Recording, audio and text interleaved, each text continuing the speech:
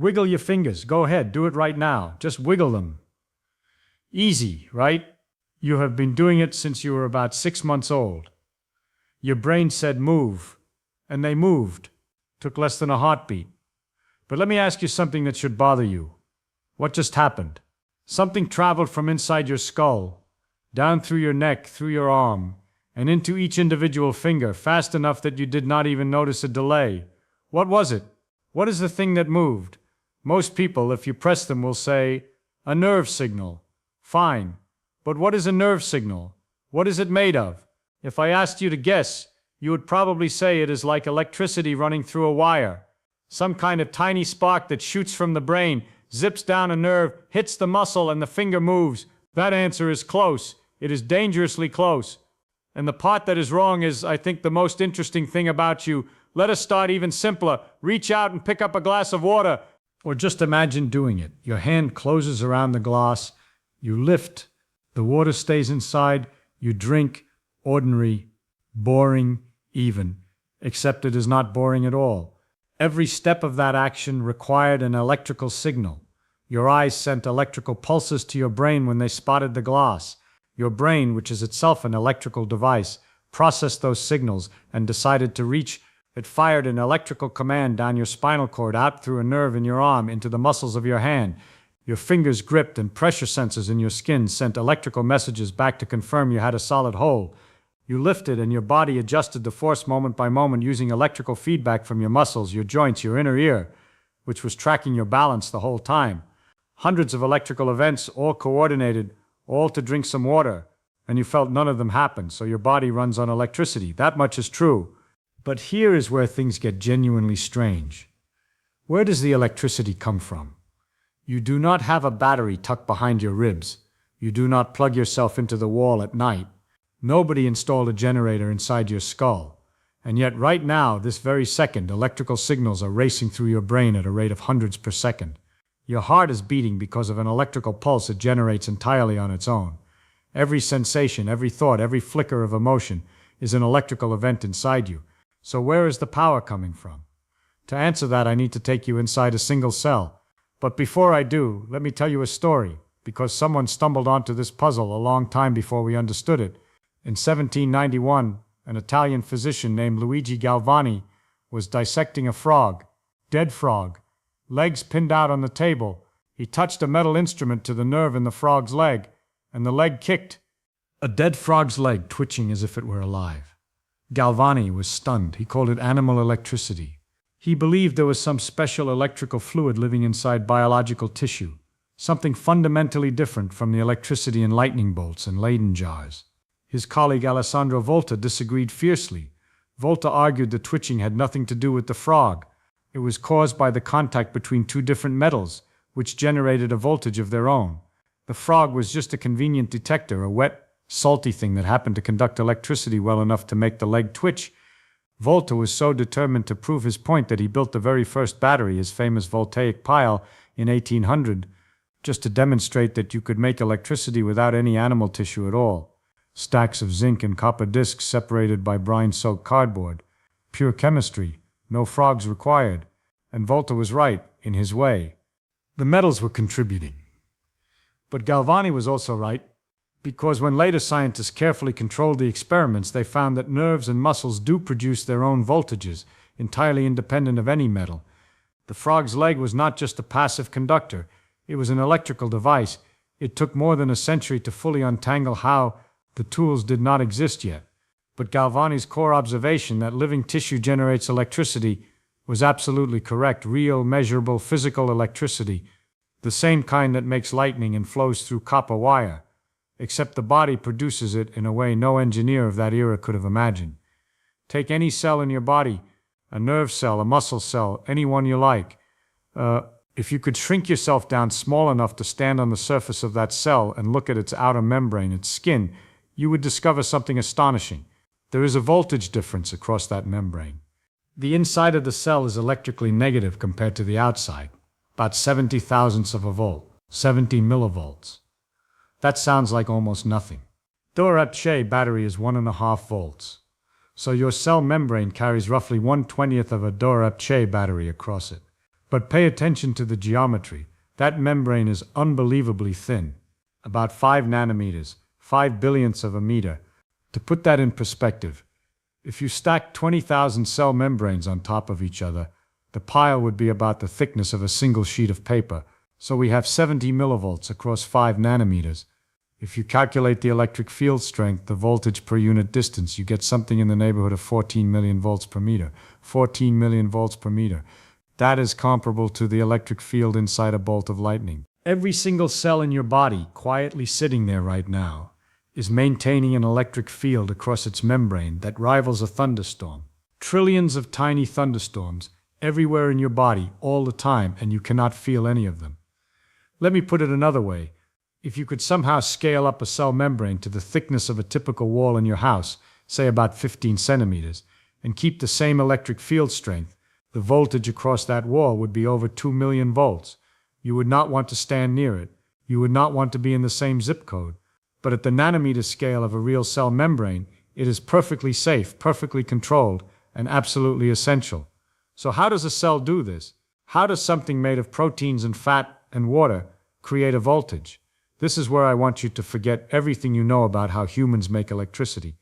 When engineers want to generate power, they spin magnets near coils of wire. That is electromagnetic induction. Faraday discovered it in 1831, and we have been using the same basic trick ever since. Generators, turbines, power plants, magnets and coils. Your cells use none of that. No magnets, no metal, no spinning. Your cells do something far more elegant. They sort ions.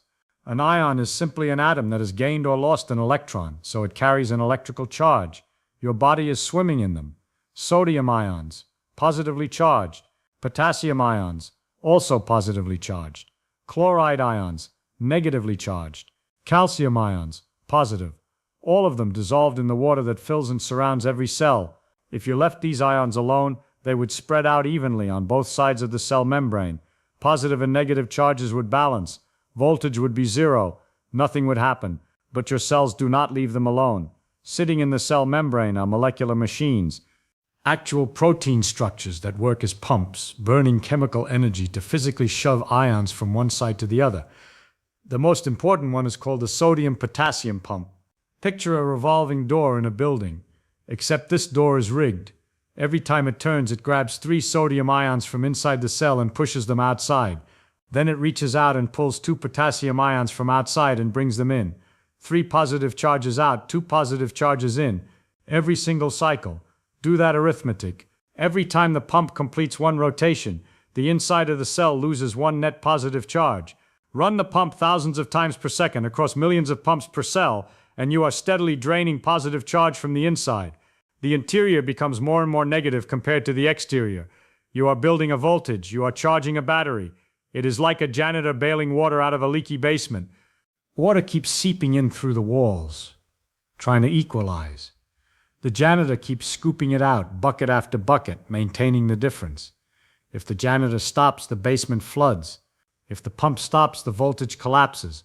And this pump never takes a break. It runs from the moment a cell comes into existence until the moment it dies. Estimates suggest your body runs roughly 10 million billion of these pumps at any given moment, each one cycling about 100 times per second. The energy bill is enormous. Something like 20 to 40% of all the chemical energy your cells produce goes to running these pumps. That is not a trivial footnote. Think about that. You ate breakfast this morning, and a large fraction of the calories in that meal went not to moving your muscles or growing your hair or thinking your thoughts, but simply to keeping your cells electrically charged. You are burning food to make electricity. Your mitochondria are tiny power stations, and a huge portion of their output goes straight to the ion pumps. Your brain alone, which accounts for only about 2% of your body weight, consumes roughly 20% of your total energy, and a substantial chunk of that goes to sodium-potassium pumps in your neurons, maintaining the voltages that let you think. The cost of consciousness is measured in ions pumped per second. If every sodium-potassium pump in your body stopped right now, here is what would happen. Within seconds, sodium would flood back into your neurons unchecked. The carefully maintained voltage would collapse. Your brain would go silent, not gradually, but all at once, like every light in a city, blacking out simultaneously. Your diaphragm would stop contracting, because the nerve controlling it just went dark. Your heart's electrical rhythm would dissolve into chaos. You would lose consciousness before you finished reading this sentence, and nothing could bring you back. Not because anything broke, not because a disease attacked you, simply because the sorting stopped, the ions equalized, and without the difference there is no signal, no function, no life. That is what is at stake every second you are alive. A continuous, energy-expensive act of maintenance that cannot pause, not even for a moment. All right, so we have a charged cell, 70 millivolts, negative inside. Lovely. But a battery sitting on a shelf does nothing useful. The magic happens when you let the charge flow. Stop for a second. I want you to notice something about what we have done so far. We started by wiggling a finger. Then we watched a dead frog kick on a table. Then we shrank ourselves to the size of a molecule and discovered a thunderstorm hiding in every cell. And now we have found that your body burns a terrifying amount of food just to keep ions on the wrong side of a wall. We have not yet explained how a single nerve signal actually works. We are only at the battery. The signal is something else entirely. And it is stranger than the battery. This is where evolution pulled off something I find absolutely brilliant. Alongside those pumps, the membrane is studded with channels. Protein channels. Tiny molecular gates, each one selective for a specific ion. Sodium channels only let sodium through. Potassium channels only let potassium through. And these gates are not permanently open. They respond to conditions. Some open when the voltage changes. Some open when a chemical messenger arrives. Some open when the membrane is physically stretched. They are controllable switches. When a nerve cell receives a stimulus, a particular set of sodium channels snaps open. Remember the situation. There is a flood of sodium waiting outside the cell, and the inside is negative.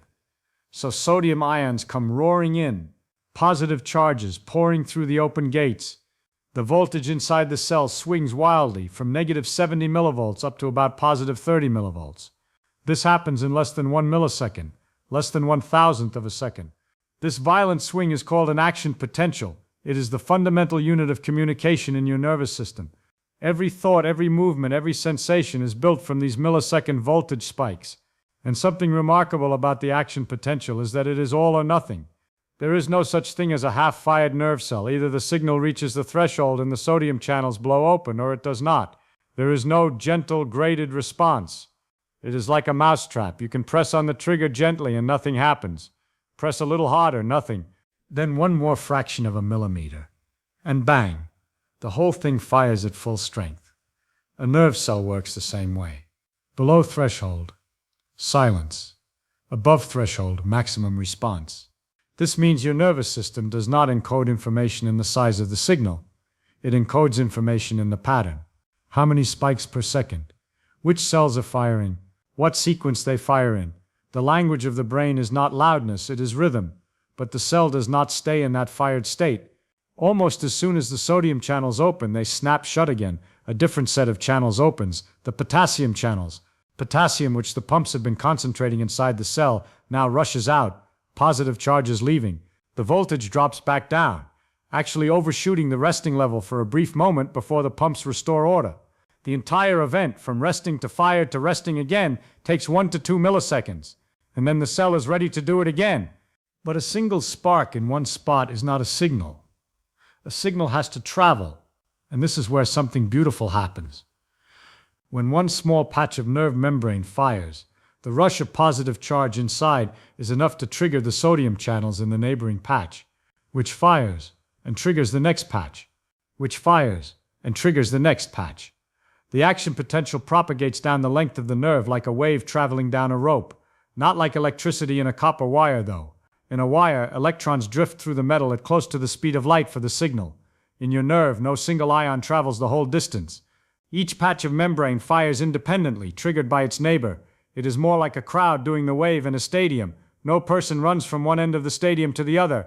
Each person just stands up and sits down, triggered by seeing their neighbor stand up. But the wave moves smoothly from one end to the other. The wave has a speed, even though nothing physical traveled that distance. That is exactly how your nerve signals propagate. Local events creating a traveling pattern. And here is an amusing comparison.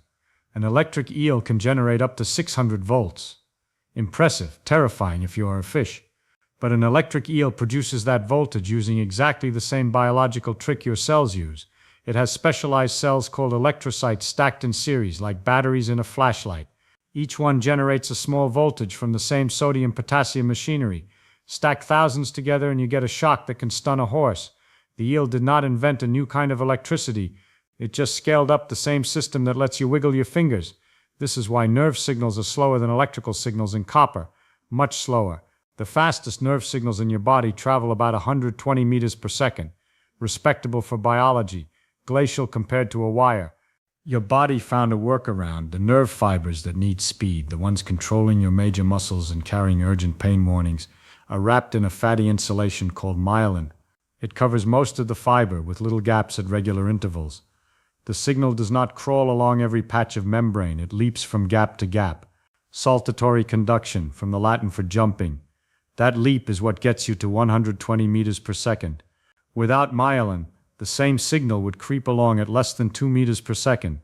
You would try to yank your hand off a hot stove, and the signal would take a noticeable fraction of a second just to reach your spinal cord. With myelin, you pull away before you consciously register the heat. Diseases that strip away myelin, like multiple sclerosis, are devastating precisely because of this. The nerves are not dead. The signals still travel, but they crawl instead of leaping. Balance collapses. Vision goes blurry. Muscles weaken. Not because the muscles are damaged, not because the brain is injured, but because the communication lines lost their insulation. A disease can bring a person to their knees simply by dissolving fat from around their wires. Now, everything I have described so far has been about nerves. But the electrical story of your body is much wider than that. Your heart is an electrical organ. It contains its own pacemaker, a tiny cluster of specialized cells called the sinoatrial node, tucked in the upper right chamber. These cells fire an electrical pulse spontaneously between 60 and 100 times per minute. No instruction from the brain is needed. No nerve has to tell them to go. They just fire, rhythmically, on their own, and they have been doing so since a few weeks after you were conceived. That is worth pausing on. Your heart started beating electrically before your brain was fully formed. The electrical rhythm came before the organ that we think of as the seat of our identity. You were an electrical being before you were a thinking one. That pulse from the sinoatrial node radiates through the heart muscle in a precise wave, causing the chambers to contract in sequence, squeezing blood to your lungs and your body. The wave follows a specific path through the atria first, then a brief pause at a relay station called the atrioventricular node, then down through specialized conducting fibers into the ventricles. The timing matters enormously. If the upper chambers and lower chambers contract at the wrong time relative to each other, the heart cannot pump efficiently. An electrocardiogram, what doctors call an ECG, is nothing more than a recording of this electrical wave picked up through electrodes on your skin. When a doctor reads those squiggly lines, they are reading the electrical biography of your heartbeat. Every bump and dip in the trace corresponds to a specific phase of the wave moving through the heart. A defibrillator, that dramatic device in hospitals and airports, works by delivering one enormous electrical jolt that overwhelms whatever chaotic signals have taken over, wiping the slate clean, giving the sinoatrial node a chance to reassert its rhythm. You are rebooting the heart's operating system. And then there is the brain, 86 billion neurons, each one connected to thousands of others, firing in patterns so complex we still cannot decode most of them. An EEG, an electroencephalogram, picks up the combined electrical chatter of millions of neurons firing together, measured through the skull. When you are awake and focused, the patterns are fast and irregular. In deep sleep, they become slow, rolling waves. During a seizure, too many neurons synchronize at once, like an entire crowd shouting the same word instead of having separate conversations. The signal overwhelms the system. Even your senses are electrical translations. Light hits your retina and becomes voltage. Sound vibrates tiny hair cells in your ear and becomes voltage. The warmth of a coffee mug against your palm, the sting of a paper cut, the smell of rain on hot pavement, all of it, every sensation you have ever had, is a story of ion channels opening somewhere in your body and voltage racing toward your brain. You have never directly experienced the outside world. Not once. What you experience is your nervous system's electrical reconstruction of the world. Photons hit your eye, and a cascade of chemistry and electricity eventually produces the experience of color somewhere in your visual cortex. Sound waves vibrate a membrane in your ear, and the result, after several relays of electrical signaling, is the experience of music. The redness of red, the ache of pain, the warmth of sunlight on your skin, none of these exist in the physics outside your body. They are inventions of your electrical system. Constructions. Useful constructions because they help you survive, but constructions all the same. I used to illustrate this by pointing out that a bat and a human can be standing in the same room, surrounded by the same physical reality, and experience two completely different worlds. The bat's nervous system translates ultrasonic echoes into a three-dimensional map. Your nervous system translates reflected photons into color and shape. Both are electrical representations. Neither is the real room. Each animal's brain builds its own version from whatever signals its senses provide. That raises a question that has haunted the edges of physics and philosophy for a long time. We can trace the electrical signal from photon to retina to optic nerve to brain. We can map every voltage, time every spike, identify which neurons fire, but at some point the electrical pattern becomes experience. It becomes the feeling of seeing red, of hearing a trumpet, of tasting something bitter. And nobody, not a single scientist or philosopher, can explain how that jump happens. The electricity is real, the experience is real. The connection between them is a mystery. I do not pretend to have the answer. No one does. And I respect anyone who says they do not know, because that is the only honest position available. But I find it extraordinary that the question even exists. That a system made of water and fat and protein, running on tiny voltage differences maintained by ion pumps that never rest, somehow produces the experience of being alive, of being aware, of being you. Let me close with a number. Your body contains roughly 37 trillion cells. Nearly every one of them maintains a resting membrane potential. 37 trillion tiny batteries, each one charged by pumps that have been running continuously since you were an embryo. The total voltage is modest. You would not power a light bulb.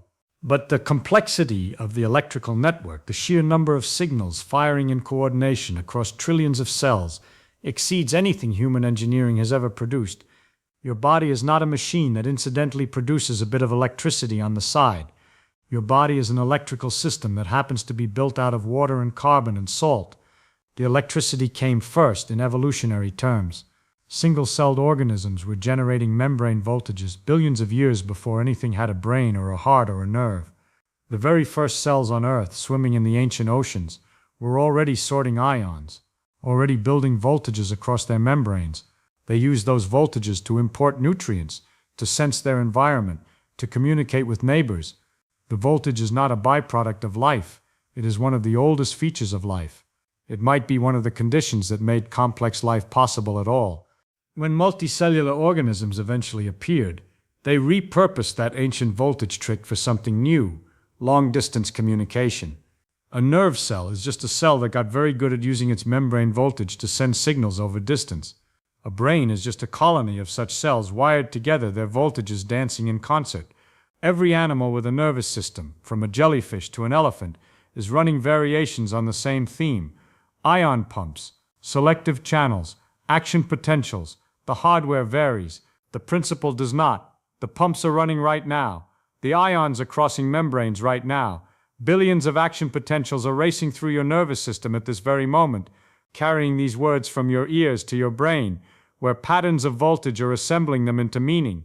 All of it powered by the food you ate this morning, converted into chemical energy spent on sorting ions across membranes thinner than a wavelength of light. The whole operation. So quiet, so invisible, so seamless that you go your entire life without noticing it. You walk around thinking you are a solid thing made of flesh and bone, when in fact you are a shimmering web of electrical potential, maintained second by second by molecular pumps that have been faithfully working since you were a ball of cells no bigger than the period at the end of a sentence.